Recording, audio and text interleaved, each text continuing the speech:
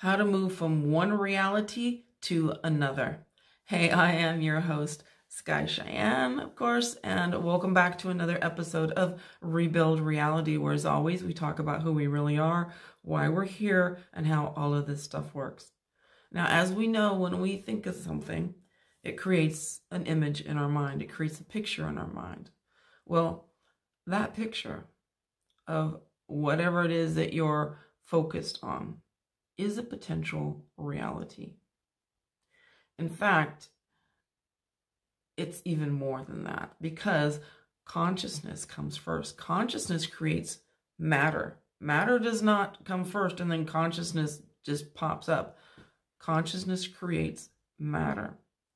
So our consciousness, where we look, the images that we imagine are the creative force, right?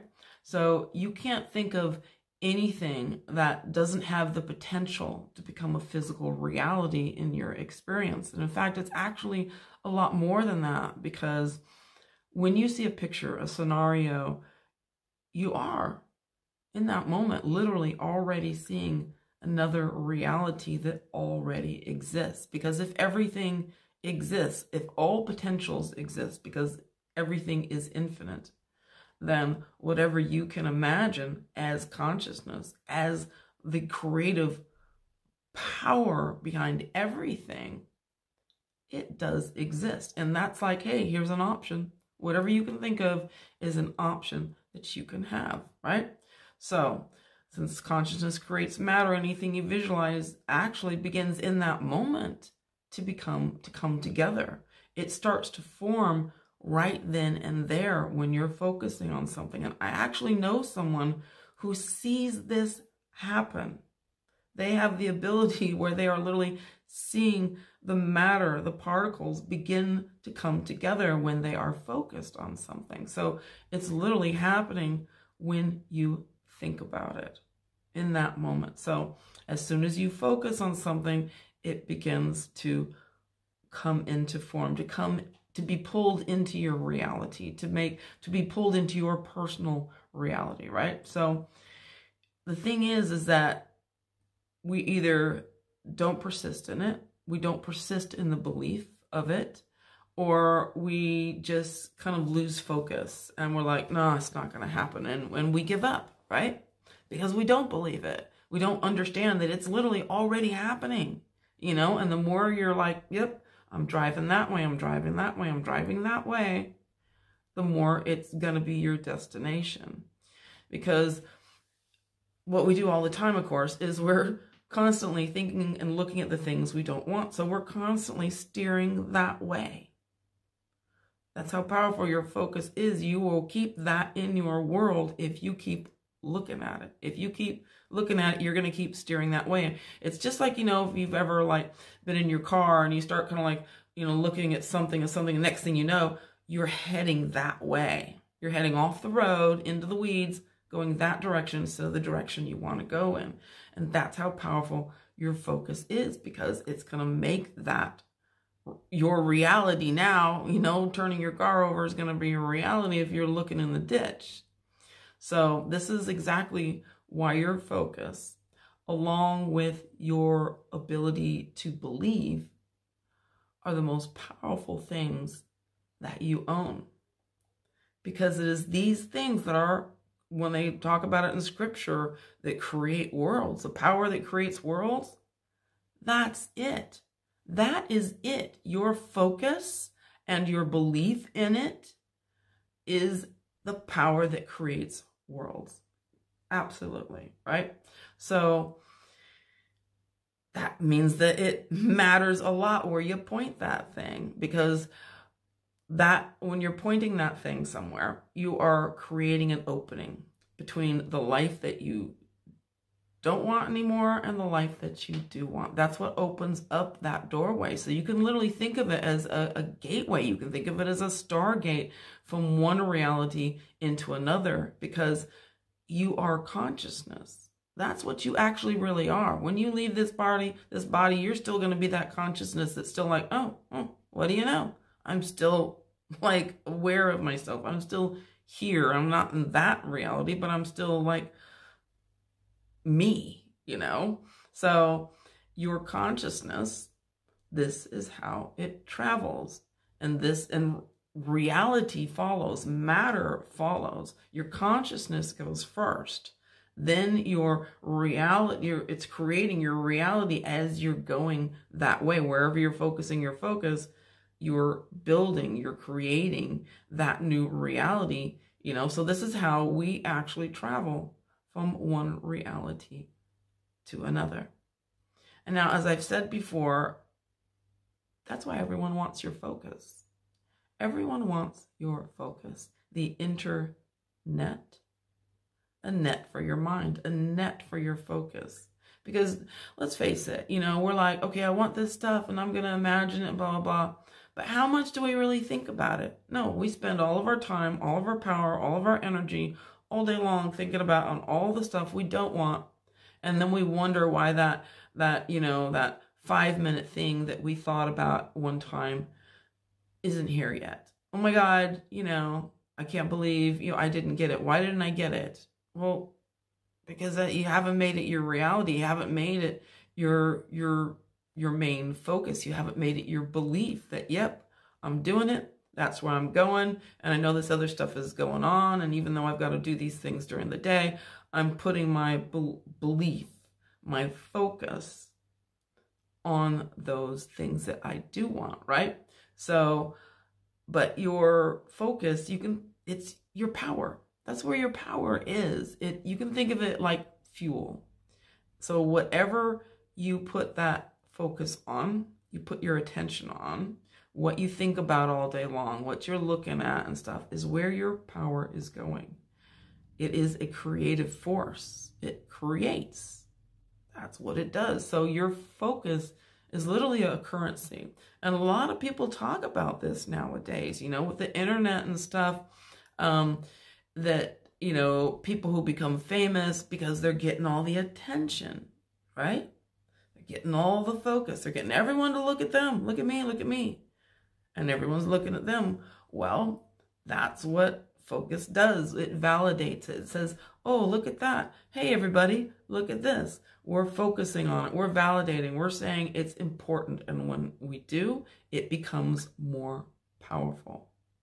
So, which is why you don't ever want to put your focus on the things that you don't want, because you don't want to validate them. You don't want to make them a problem, because the more you say that's a problem, the more attention you draw to it, the more of a problem it's going to be, the bigger it's going to get. So you don't want to include those things in your life by anything, even if it is a problem. Don't say it's a problem. Be like, okay, I'm just going to deal with that, because you don't want to validate it. You can think of it like, let's say you've got like a flat tire, right? And it's like, okay, I'm not going to freak out. I'm not going to, make this ruin my day. I'm just going to pull over to the side of the road. I'm just going to do what I need to do. And I'm just going to take care of it, right? Thing is, the mind loves a problem. The mind adores a problem. It's like, ooh, something to fix, something to like overcome and where I can be victorious, right? So it loves the problem because let's face it, that's what it does all day long. It finds a problem, the idea of solving a problem, like basically irresistible, right? Because it makes it feel more powerful. It makes it feel like it's more in control. So it's like a moth to a flame. That's what the 3D mind is to problems, right? Which is why you see everybody in the world obsessed with solving problems, obsessed with fixing the world, whether it's politics or schools or poverty, or everything in between, big or small. The mind wants to take it on. It wants to point it out. It wants to make sure everybody else validates it by looking at it. It wants to make sure everyone else gives it power by saying it's a problem. So the mind wants to feel big because it wants to point out this problem that everybody else, it's a problem for me, so I need to make sure it's a problem for everybody else. So let's all give it our power. Let's all give it our focus by saying, oh my God, that thing can do stuff to us. So we're validating that it can disturb us, that it can hurt us, right? Instead of being like, no, you can't hurt me. It's not a problem. You know, that's one of the things I actually kind of loved about like the 60s with the hippie era, right? They were just like, yeah, man, we're going to go start our own world. You know, we're going to go live in the park. We're going to go start our own communities and move to the mountains or whatever, you know, and we're not going to follow any of your rules. We're not going to pay your taxes or shop at your stores or do any of that. And the government was like, you know, kind of like freaked out, right? All of middle America was like, oh, maybe they are right. Look at them. Look at those beautiful children, and they're having a great time, and they're singing and they're dancing, and here we are in Vietnam, you know, going to war and doing all this stuff. Maybe they're right. Maybe love is the answer. And the government, for the first time, it's like, this is a problem, right? Because they stepped out of it. They're like, they invalidated the government. They invalidated any of the other issues with their families. You know, they're like, you're not okay with me being the way I want to be, doing what I want to do. Then, you know, I'm leaving your world. They left those worlds and created new worlds for themselves, right? So this is how it is. We invalidate what we don't want. We don't give it the power. And then we focus on the world that we do want, right?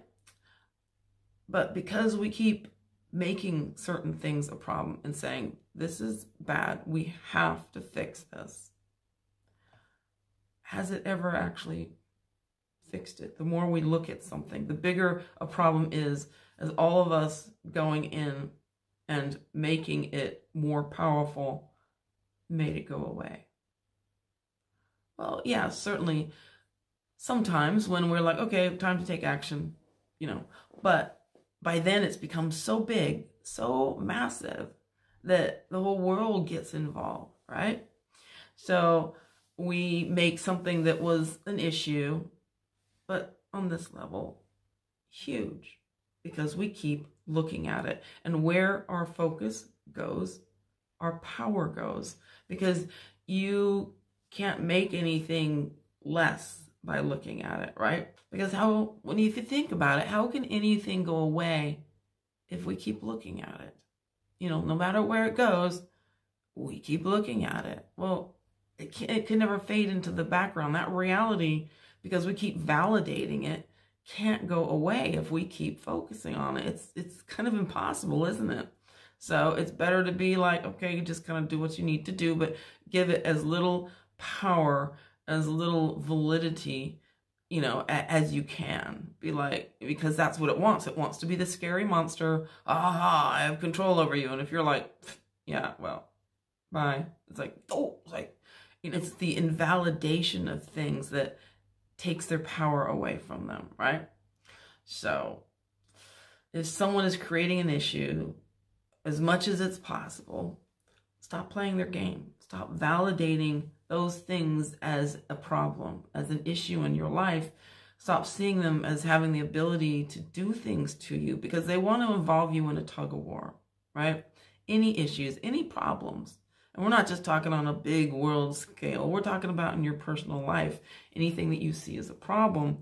If you're going to pick up the other end of the rope and be like, oh my God, this is such a huge issue in my life, then you are at war. Then you are in a tug of war because you picked up the other end of the rope, right? So we don't want to give the issue, the problem, anything to push against. And validating it by saying they're not important really kind of pulls the rug out from any kind of situation. So, but because we give all of our focus and all of our power all the time, constantly, to all the things that we don't want instead of the things that we do want, they keep, of course, getting bigger and bigger and bigger, right? So that's what focus does. It adds. It never subtracts. It makes things bigger and bigger. And that's why we keep like repeating scenarios, the same situations in our lives over and over again, because we keep putting our focus on them. We keep saying, that's my reality. That's my reality. That's my problem. That's my issue. Oh, that's what I grew up with as a child, or I've always had that. Instead of being like, no, It's not my reality anymore. It's like, I think I'm going to take that and edit that out of my reality because I don't want that trait or that thing. And as we know, well, where our focus is, energy flows, energy goes where you focus, right? So it's kind of interesting because actually in scripture, there's a story about this. And I don't know if they literally call it that, but I call it like the widow's oil. And basically a widow came to Elijah and she said, my husband was one of your servants, but now he's dead. And now I'm in all this debt because he was the one bringing in the money and I've got no money. And now I've got creditors that have come to me and they're threatening to take my 2 sons and put them into slavery, to put them, to work for them to pay off all of my debts. And she's like, what am I going to do? And so Elijah asks her, well, what do you got in the house? And she's like, well, I got nothing. I've sold everything. I don't have anything. All I've got is like this little jar of oil. He's like, okay, I want you to go to all of your friends and neighbors and stuff and get all the vessels you can find. And I want you to begin to pour that little bit of oil into all of these vessels. And I'm sure she was like, yeah, what good is that going to do? So, she's like, okay, she's like, well, I'll do what you say. Nonetheless, she goes ahead and she follows his instructions. She gets the extra vessels and she starts to pour the oil into them. And what she finds out is that as much oil as she pours out, there is always more and more and more, to the point where she's asking one of her sons, look, give me more vessels. And he's like, you filled up every single one that there is, and there's still more, right? It's never ending. So this parable is to show that no matter how much of your attention, how much of your focus that you give to something, it will always result in more. In fact, more than you can ever imagine, because the source within you, of course, is a never-ending supply. So then she was able to sell all of this oil and pay off all of her debts. Something that she thought had no value, no importance, it couldn't do anything at all. It certainly couldn't take care of her problems for her. Well, she found out that it solved everything. When she poured that focus, onto the things that she wanted, it filled them up to overflowing. And it's funny, Eckhart Tolle actually has the same kind of tale in his first book, which is, of course, The Power of Now. And he starts off the book where there is this beggar and he's borrowing from all these people, money, asking everybody for money that goes by. And finally, somebody walks by and they're like, well, what's this trunk that you're sitting on? He's like, I don't know. I've just been sitting on the trunk for 30 years. And he's like, well, have you ever looked into it? And they're like, he's like, well, no, He's like, well, assuming there's nothing in there. And so he actually goes ahead and he opens it up. And what he finds is that it's full of gold. The same thing. And that's us. We are full of golds.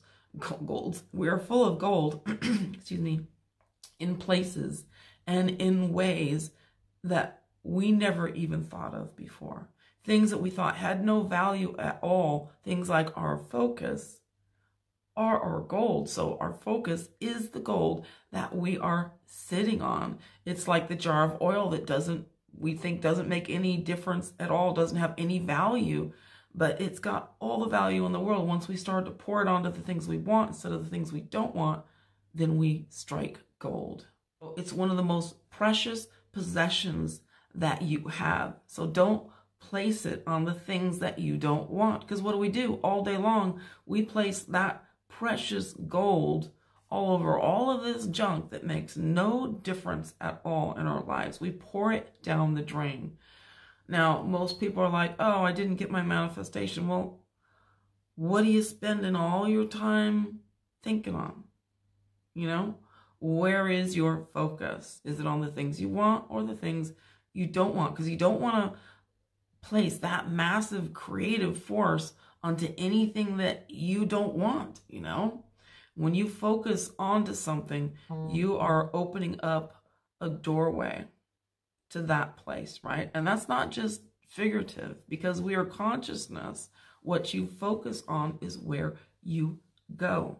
That's where the reality, the world that you're going into, your focus literally opens up. It creates a portal, you know, like a gateway that takes you from your current focused reality to another.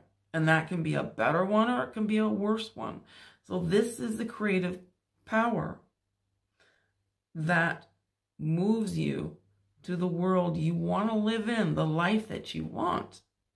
That's why your focus and, like I said, your belief are so huge. They are going to take you from one reality to another. So we have to stop looking at all the things that we want, all the things that we don't personally want in our own lives, right? Our personal reality. We have to let those things fade into the background. So this is literally the mechanism that's happening, right?